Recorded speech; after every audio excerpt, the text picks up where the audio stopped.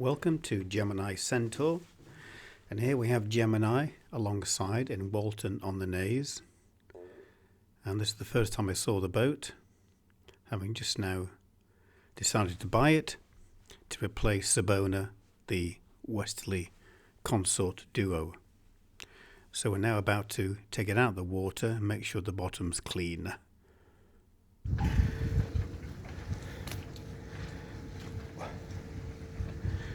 Here's Gemini out the water.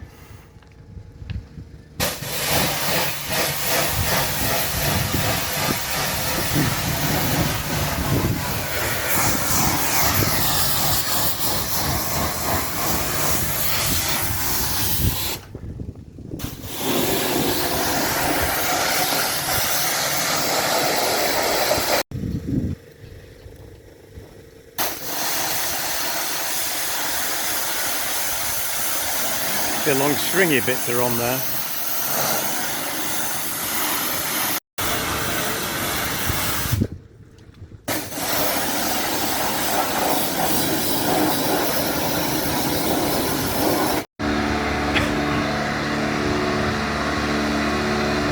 Here she comes at the rush.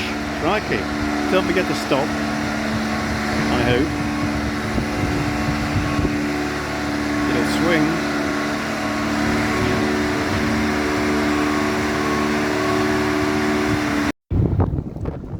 Here's Gemini in her first outing. We've just come out of Walton on the Naze and we came up to the very top point. Careful to navigate all the sandbars, and you see them there, and there's Harwich. So we got to the end basically before you would turn right over to cross the Thames like that. So we put a marker down on our GPS ready for tomorrow morning if it's dark. Anyway, touch wood, everything going well. I've got the main up yet, but as we're going up the channel towards Southsea Marina, I'll put it up then. We had to sail under the January only, which worked quite well. No great problems.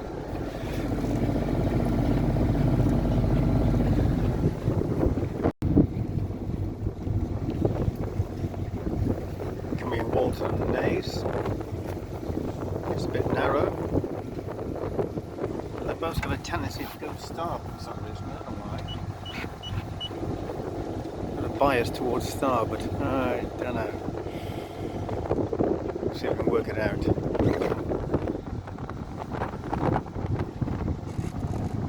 Motorboat coming out. Interesting way to hold the mast to one side. So when the tide goes out, it stays upright, doesn't fall over to the right. Interesting. Here we have one possible route over the Thames estuary. Total of 50 odd miles, but looking at the book by Roger Gasper, Crossing the Thames, he offers several different routes, and the one I chose in the end was only 44 miles. To Ramsgate. So this is now leaving Walton on the Naze, up Walton Creek. I think you can just about see the track on top of the route. Down Medusa Channel, over Golmere Gat, down towards Black Deep, over Little Sunk,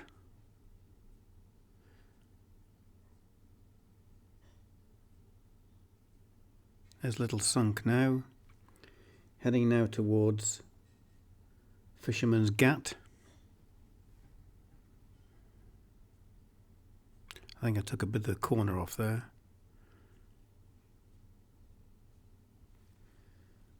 And then finally around Margate Road towards Ramsgate.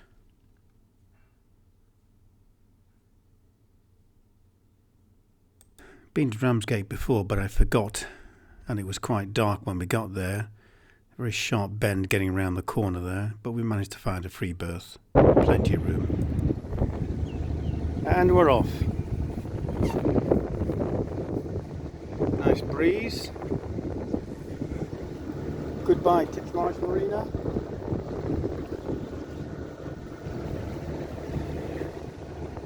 Hello Thames Estuary. Sun's rising in the east. Is that east? Yeah.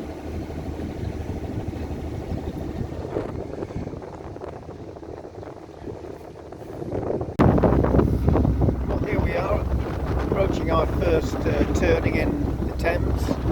Looking for a sandbank somewhere down here. I think I can just about see one of the markers. The sun's out, but it's freezing. It's got two coats on my hood up. Look at the sunglasses, but it is sunny.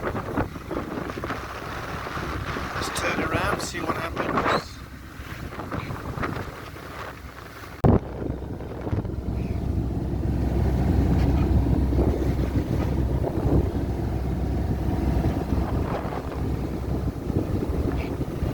Bit down at least.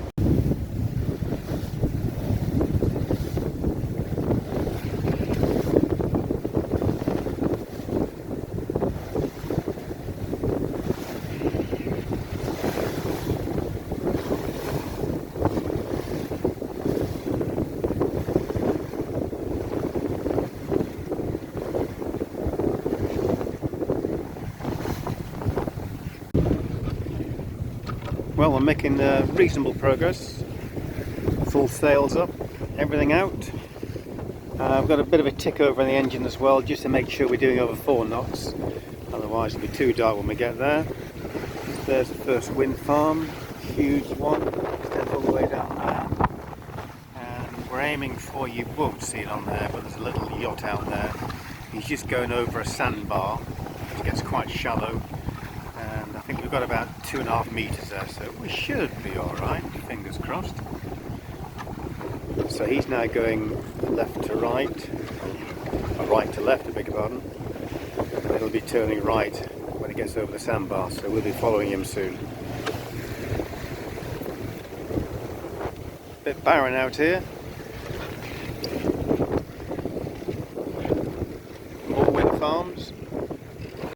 Here we are crossing Queen's Channel and around Margate Sands. Bit of traffic around, but managed to escape everybody. Making our way to Ramsgate. I think that was me looking anxious as we approached Queen's Channel, trying to avoid all the boats. Well, here's North Foreland and the lights just started up. Flash red. And there's Margate, which you're not calling into. We're going to Ramsgate, which is 6 miles down the coast, around that little bit of a corner.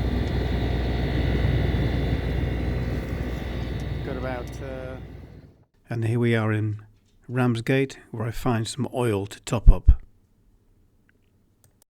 Well, goodbye Ramsgate.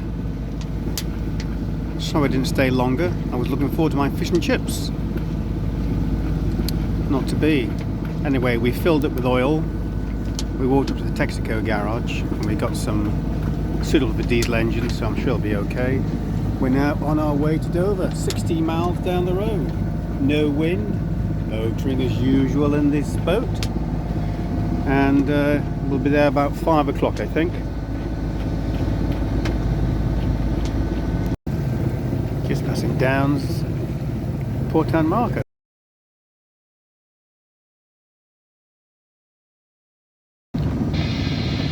Well, this is Deal we're passing now. This is where I did my initial training when I joined the Royal Marines. Who'd have thought, all those years later, how many years is it? 55? Crikey. I'll be sailing past it. Now we're going down on the beach thinking this is all shingly. That's after Blackpool, all the nice clean sand. Anyway, we're just going past Deal Corner. Here we are rounding Beachy Head, I think it's called. So just go around that corner and then it's about 3 miles down to Dover entrance. Then you have to wait about outside until you're given permission to go in. You may even be escorted in. during a gap in the ferry services, so should all be very interesting. Let's see what happens. Well, very exciting. Been told to wait outside the harbour wall. I'm about 1 mile from the western entrance, so this is the end of the harbour. After that ferry's gone in, I believe. One's just gone out. So I have to wait under the green lights.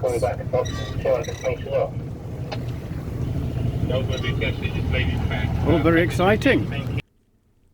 Here's Gemini coming in through the eastern entrance. You have to keep close to the knuckle all the way around before you start heading towards the marina.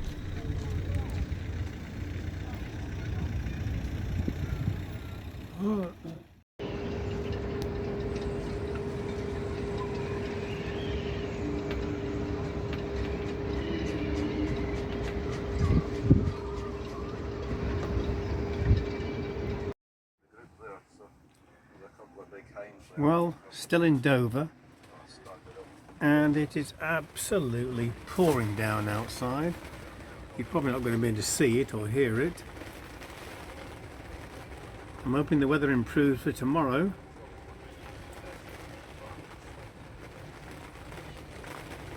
Fortunately, it'll be quite nice and warm in here. Got electricity, got a heater. Here we are in Dover Marina. Great marina, almost brand new, complete with the obligatory showers photograph. And our next route was Dover down to Eastbourne. Well, I found this sign in the marina office, and I thought I'd better pay attention to this one because it said, it rather warned, many small sailing yachts leave Dover heading west only to return without having reached Dungeness because of adverse tide and a headwind. So if you're going to Eastbourne, which I was, do leave at high water +3 in order to give you enough time to get there. Anyway, it worked.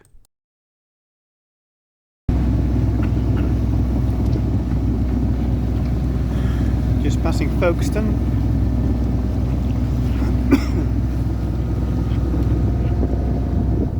Bit rocky rolly, awful. It's starting to calm down now. The sun's starting to appear up there. A bit dark over there.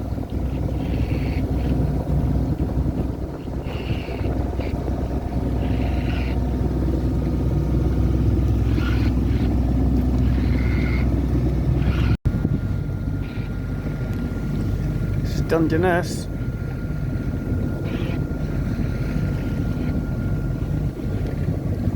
Very foreboding.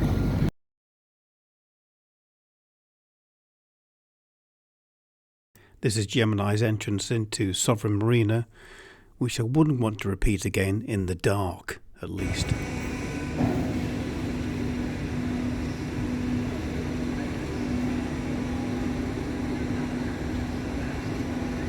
That's how they get into the far Marina Basin from down here.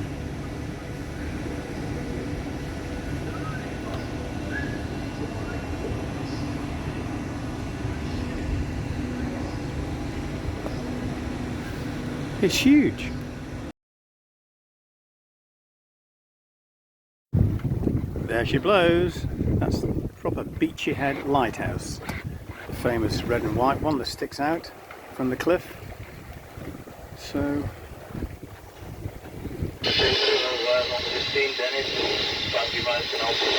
nearly at the corner, and we start to turn right towards Brighton. Going well, doing 5 knots, got all the sails up. Slight wind, moderate wind, not too bad. Give the engine a rest.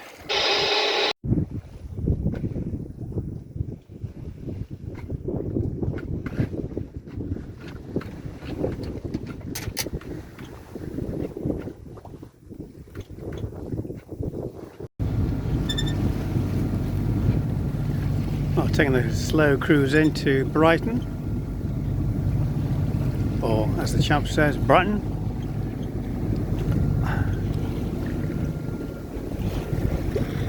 I don't like what's behind us, but fortunately we've escaped it. Welcome to Brighton.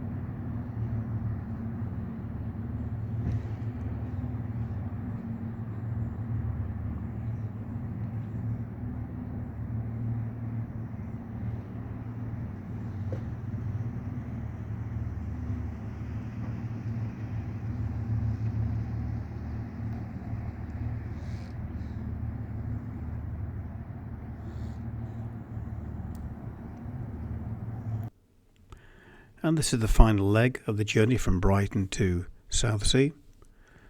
And where you would ordinarily go through the Loo Channel, we decided to go south, missing out South Puller in order to save a little bit of time.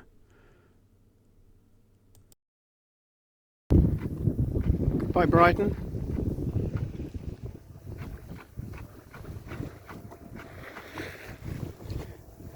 And we're on the last leg of the journey, homeward bound.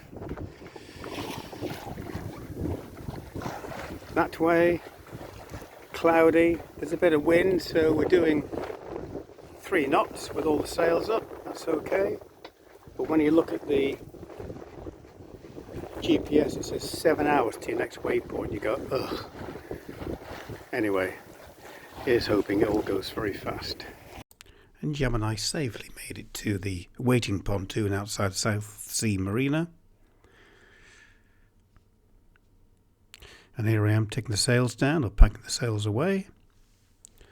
And I'm pleased to say that after drying the sails the following day, Gemini is now safely tucked up on J pontoon within the marina. Looking forward to more adventures, next one being the Scillies.